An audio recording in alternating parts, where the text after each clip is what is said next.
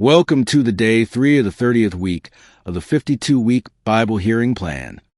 Let's listen to 2 Kings chapter 16 to 20. Chapter 21. Manasseh was 12 years old when he became king, and he reigned in Jerusalem 55 years. His mother's name was Hephzibah.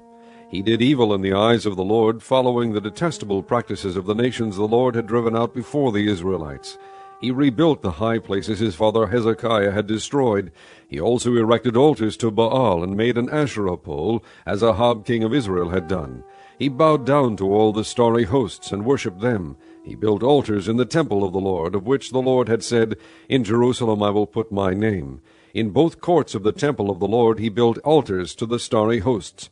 He sacrificed his own son in the fire, practiced sorcery and divination, and consulted mediums and spiritists. He did much evil in the eyes of the Lord, provoking him to anger.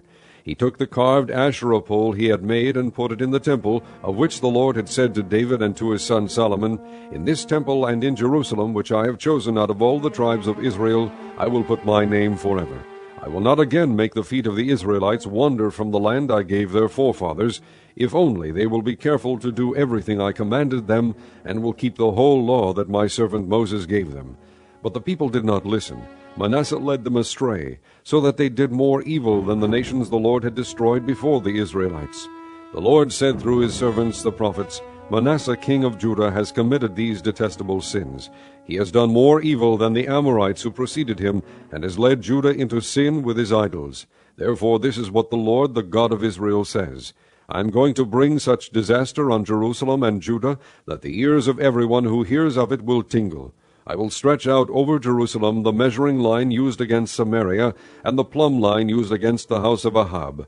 I will wipe out Jerusalem as one wipes a dish, wiping it and turning it upside down. I will forsake the remnant of my inheritance, and hand them over to their enemies. They will be looted and plundered by all their foes, because they have done evil in my eyes, and have provoked me to anger from the day their forefathers came out of Egypt until this day. Moreover, Manasseh also shed so much innocent blood that he filled Jerusalem from end to end, besides the sin that he had caused Judah to commit, so that they did evil in the eyes of the Lord. As for the other events of Manasseh's reign, and all he did, including the sin he committed, are they not written in the book of the annals of the kings of Judah? Manasseh rested with his fathers, and was buried in his palace garden, the garden of Uzzah, and Amon his son succeeded him as king. Amon was 22 years old when he became king, and he reigned in Jerusalem 2 years. His mother's name was Meshullemeth, daughter of Haruz. She was from Jotbah. He did evil in the eyes of the Lord, as his father Manasseh had done. He walked in all the ways of his father. He worshipped the idols his father had worshipped, and bowed down to them. He forsook the Lord, the God of his fathers, and did not walk in the way of the Lord. Amon's officials conspired against him, and assassinated the king in his palace. Then the people of the land killed all who had plotted against King Amon, and they made Josiah his son king in his place. As for the other events of Amon's reign and what he did, are they not written in the book of the annals of the kings of Judah? He was buried in his grave in the garden of Uzzah, and Josiah his son succeeded him as king. Chapter 22. Josiah was 8 years old when he became king, and he reigned in Jerusalem 31 years. His mother's name was Jedidah, daughter of Adaiah. She was from Boscath. He did what was right in the eyes of the Lord, and walked in all the ways of his father David, not turning aside to the right or to the left. In the 18th year of his reign, King Josiah sent the secretary Shaphan, son of Azaliah, the son of Meshullam, to the temple of the Lord. He said, "Go up to Hilkiah the high priest, and have him get ready the money that has been brought into the temple of the Lord, which the doorkeepers have collected from the people. Have them entrust it to the men appointed to supervise the work on the temple, and have these men pay the workers who repair the temple of the Lord, the carpenters, the builders, and the masons. Also have them purchase timber and dressed stone to repair the temple. But they need not account for the money entrusted to them, because they are acting faithfully." Hilkiah the high priest said to Shaphan the secretary, "I have found the book of the law in the temple of the Lord." He gave it to Shaphan, who read it. Then Shaphan the secretary went to the king and reported to him, "Your officials have paid out the money that was in the temple of the Lord, and have entrusted it to the workers and supervisors at the temple." Then Shaphan the secretary informed the king, "Hilkiah the priest has given me a book." And Shaphan read from it in the presence of the king. When the king heard the words of the book of the law, he tore his robes. He gave these orders to Hilkiah the priest, Ahikam son of Shaphan, Achbor son of Micaiah, Shaphan the secretary, and Azariah the king's attendant. Go and inquire of the Lord for me, and for the people, and for all Judah, about what is written in this book that has been found. Great is the Lord's anger that burns against us, because our fathers have not obeyed the words of this book. They have not acted in accordance with all that is written there concerning us. Hilkiah the priest, Ahikam, Achbor, Shaphan, and Azariah went to speak to the prophetess Huldah, who was the wife of Shallum son of Tikvah, the son of Harhas, keeper of the wardrobe. She lived in Jerusalem, in the 2nd district. She said to them, This is what the Lord, the God of Israel, says. Tell the man who sent you to me, this is what the Lord says. I am going to bring disaster on this place and its people, according to everything written in the book the king of Judah has read. Because they have forsaken me and burned incense to other gods, and provoked me to anger by all the idols their hands have made, my anger will burn against this place and will not be quenched. Tell the king of Judah who sent you to inquire of the Lord, This is what the Lord, the God of Israel, says concerning the words you heard. Because your heart was responsive, and you humbled yourself before the Lord when you heard what I have spoken against this place and its people, that they would become accursed and laid waste, and because you tore your robes and wept in my presence, I have heard you, declares the Lord. Therefore I will gather you to your fathers, and you will be buried in peace. Your eyes will not see all the disaster I am going to bring on this place. So they took her answer back to the king. Chapter 23. Then the king called together all the elders of Judah and Jerusalem. He went up to the temple of the Lord with the men of Judah, the people of Jerusalem, the priests and the prophets, all the people from the least to the greatest. He read in their hearing all the words of the book of the covenant which had been found in the temple of the Lord. The king stood by the pillar and renewed the covenant in the presence of the Lord, to follow the Lord and keep his commands, regulations, and decrees with all his heart and all his soul, thus confirming the words of the covenant written in this book. Then all the people pledged themselves to the covenant.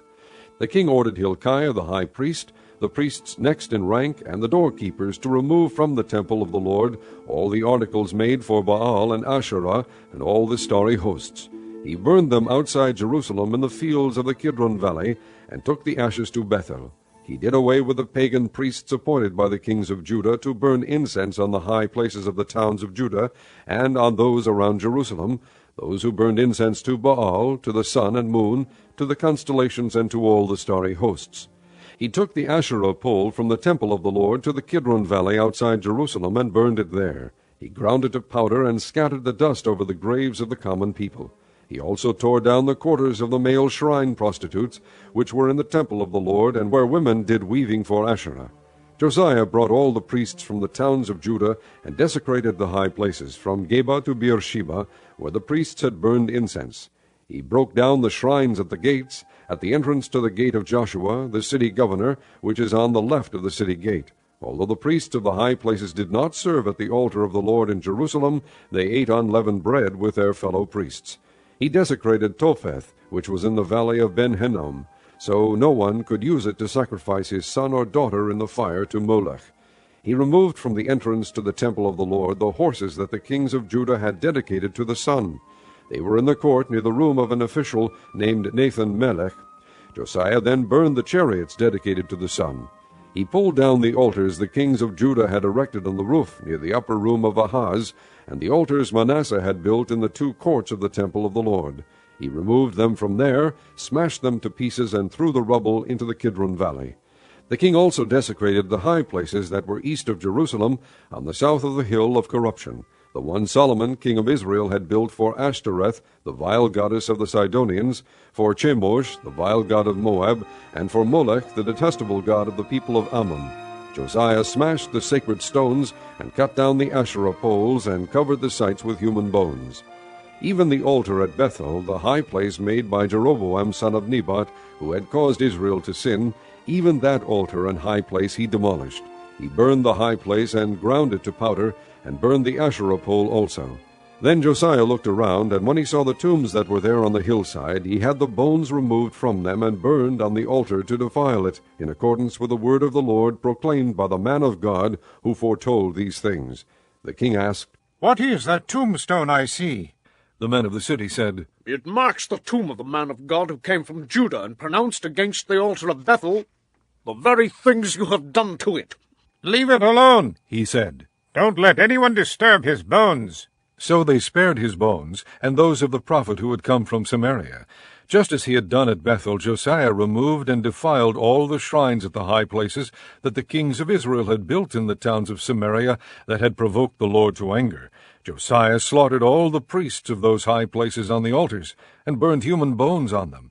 Then he went back to Jerusalem. The king gave this order to all the people: "Celebrate the Passover to the Lord your God, as it is written in this book of the covenant." Not since the days of the judges who led Israel, nor throughout the days of the kings of Israel and the kings of Judah, had any such Passover been observed. But in the 18th year of King Josiah, this Passover was celebrated to the Lord in Jerusalem. Furthermore, Josiah got rid of the mediums and spiritists, the household gods, the idols, and all the other detestable things seen in Judah and Jerusalem. This he did to fulfill the requirements of the law, written in the book that Hilkiah the priest had discovered in the temple of the Lord. Neither before nor after Josiah was there a king like him who turned to the Lord as he did, with all his heart, and with all his soul, and with all his strength, in accordance with all the law of Moses. Nevertheless, the Lord did not turn away from the heat of his fierce anger, which burned against Judah because of all that Manasseh had done to provoke him to anger. So the Lord said, "I will remove Judah also from my presence as I remove Israel, and I will reject Jerusalem, the city I chose, and this temple, about which I said, There shall my name be." As for the other events of Josiah's reign and all he did, are they not written in the book of the annals of the kings of Judah? While Josiah was king, Pharaoh Necho, king of Egypt, went up to the Euphrates River to help the king of Assyria. King Josiah marched out to meet him in battle, but Necho faced him and killed him at Megiddo. Josiah's servants brought his body in a chariot from Megiddo to Jerusalem, and buried him in his own tomb. And the people of the land took Jehoahaz son of Josiah, and anointed him and made him king in place of his father. Jehoahaz was 23 years old when he became king, and he reigned in Jerusalem 3 months. His mother's name was Hamutal, daughter of Jeremiah. She was from Libnah. He did evil in the eyes of the Lord, just as his fathers had done. Pharaoh Necho put him in chains at Riblah in the land of Hamath, so that he might not reign in Jerusalem, and he imposed on Judah a levy of 100 talents of silver and a talent of gold. Pharaoh Necho made Eliakim son of Josiah king in place of his father Josiah, and changed Eliakim's name to Jehoiakim. But he took Jehoahaz and carried him off to Egypt, and there he died. Jehoiakim paid Pharaoh Necho the silver and gold he demanded. In order to do so, he taxed the land and exacted the silver and gold from the people of the land according to their assessments. Jehoiakim was 25 years old when he became king, and he reigned in Jerusalem 11 years. His mother's name was Zebedah, daughter of Pedaiah. She was from Rumah. And he did evil in the eyes of the Lord, just as his fathers had done. Chapter 24. During Jehoiakim's reign, Nebuchadnezzar, king of Babylon, invaded the land, and Jehoiakim became his vassal for 3 years. But then he changed his mind and rebelled against Nebuchadnezzar. The Lord sent Babylonian, Aramean, Moabite, and Ammonite raiders against him. He sent them to destroy Judah in accordance with the word of the Lord proclaimed by his servants the prophets. Surely these things happened to Judah according to the Lord's command, in order to remove them from his presence because of the sins of Manasseh and all he had done, including the shedding of innocent blood. For he had filled Jerusalem with innocent blood, and the Lord was not willing to forgive. As for the other events of Jehoiakim's reign and all he did, are they not written in the book of the annals of the kings of Judah? Jehoiakim rested with his fathers, and Jehoiakim his son succeeded him as king. The king of Egypt did not march out from his own country again, because the king of Babylon had taken all his territory, from the Wadi of Egypt to the Euphrates River. Jehoiakim was 18 years old when he became king, and he reigned in Jerusalem 3 months. His mother's name was Nehushta, daughter of Elnathan. She was from Jerusalem. He did evil in the eyes of the Lord, just as his father had done. At that time the officers of Nebuchadnezzar king of Babylon advanced on Jerusalem and laid siege to it, and Nebuchadnezzar himself came up to the city while his officers were besieging it. Jehoiakim king of Judah, his mother, his attendants, his nobles, and his officials all surrendered to him. In the 8th year of the reign of the king of Babylon he took Jehoiakim prisoner. As the Lord had declared, Nebuchadnezzar removed all the treasures from the temple of the Lord and from the royal palace, and took away all the gold articles that Solomon, king of Israel, had made for the temple of the Lord. He carried into exile all Jerusalem, all the officers and fighting men, and all the craftsmen and artisans, a total of 10,000. Only the poorest people of the land were left. Nebuchadnezzar took Jehoiakim captive to Babylon. He also took from Jerusalem to Babylon the king's mother, his wives, his officials, and the leading men of the land. The king of Babylon also deported to Babylon the entire force of 7,000 fighting men, strong and fit for war, and 1,000 craftsmen and artisans. He made Mattaniah, Jehoiakim's uncle, king in his place, and changed his name to Zedekiah. Zedekiah was 21 years old when he became king, and he reigned in Jerusalem 11 years. His mother's name was Hamutal, daughter of Jeremiah. She was from Libnah. He did evil in the eyes of the Lord, just as Jehoiakim had done. It was because of the Lord's anger that all this happened to Jerusalem and Judah, and in the end he thrust them from his presence. Now Zedekiah rebelled against the king of Babylon. Chapter 25. So in the 9th year of Zedekiah's reign, on the 10th day of the 10th month, Nebuchadnezzar, king of Babylon, marched against Jerusalem with his whole army. He encamped outside the city and built siege works all around it. The city was kept under siege until the 11th year of King Zedekiah. By the 9th day of the 4th month, the famine in the city had become so severe that there was no food for the people to eat. Then the city wall was broken through, and the whole army fled at night through the gate between the two walls near the king's garden, though the Babylonians were surrounding the city. They fled toward the Arabah, but the Babylonian army pursued the king and overtook him in the plains of Jericho. All his soldiers were separated from him and scattered, and he was captured. He was taken to the king of Babylon at Riblah, where sentence was pronounced on him. They killed the sons of Zedekiah before his eyes. Then they put out his eyes, bound him with bronze shackles, and took him to Babylon. On the 7th day of the 5th month, in the 19th year of Nebuchadnezzar, king of Babylon, Nebuzaradan, commander of the imperial guard and official of the king of Babylon, came to Jerusalem. He set fire to the temple of the Lord, the royal palace, and all the houses of Jerusalem. Every important building he burned down. The whole Babylonian army, under the commander of the imperial guard, broke down the walls around Jerusalem. Nebuzaradan, the commander of the guard, carried into exile the people who remained in the city, along with the rest of the populace and those who had gone over to the king of Babylon. But the commander left behind some of the poorest people of the land to work the vineyards and fields. The Babylonians broke up the bronze pillars, the movable stands, and the bronze sea that were at the temple of the Lord, and they carried the bronze to Babylon. They also took away the pots, shovels, wick trimmers, dishes, and all the bronze articles used in the temple service. The commander of the imperial guard took away the censers and sprinkling bowls, all that were made of pure gold or silver. The bronze from the 2 pillars, the sea, and the movable stands, which Solomon had made for the temple of the Lord, was more than could be weighed. Each pillar was 27 feet high. The bronze capital on top of one pillar was 4.5 feet high, and was decorated with a network and pomegranates of bronze all around. The other pillar, with its network, was similar. The commander of the guard took as prisoners Seraiah the chief priest, Zephaniah the priest next in rank, and the 3 doorkeepers. Of those still in the city, he took the officer in charge of the fighting men and 5 royal advisers. He also took the secretary, who was chief officer in charge of conscripting the people of the land, and 60 of his men who were found in the city.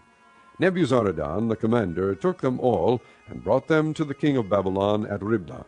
There at Riblah, in the land of Hamath, the king had them executed.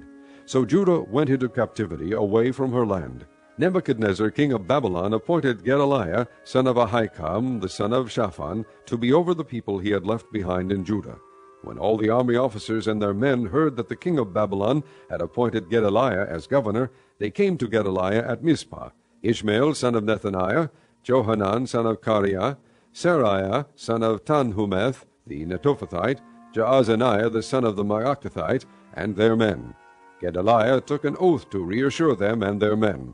"Do not be afraid of the Babylonian officials," he said. "Settle down in the land and serve the king of Babylon, and it will go well with you." In the 7th month, however, Ishmael, son of Nethaniah, the son of Elishama, who was of royal blood, came with 10 men and assassinated Gedaliah, and also the men of Judah and the Babylonians who were with him at Mizpah. At this all the people from the least to the greatest, together with the army officers, fled to Egypt for fear of the Babylonians. In the 37th year of the exile of Jehoiakim, king of Judah, in the year Evil-Merodach became king of Babylon, he released Jehoiakim from prison on the 27th day of the 12th month. He spoke kindly to him, and gave him a seat of honor higher than those of the other kings who were with him in Babylon. So Jehoiakim put aside his prison clothes, and for the rest of his life ate regularly at the king's table. Day by day the king gave Jehoiakim a regular allowance as long as he lived.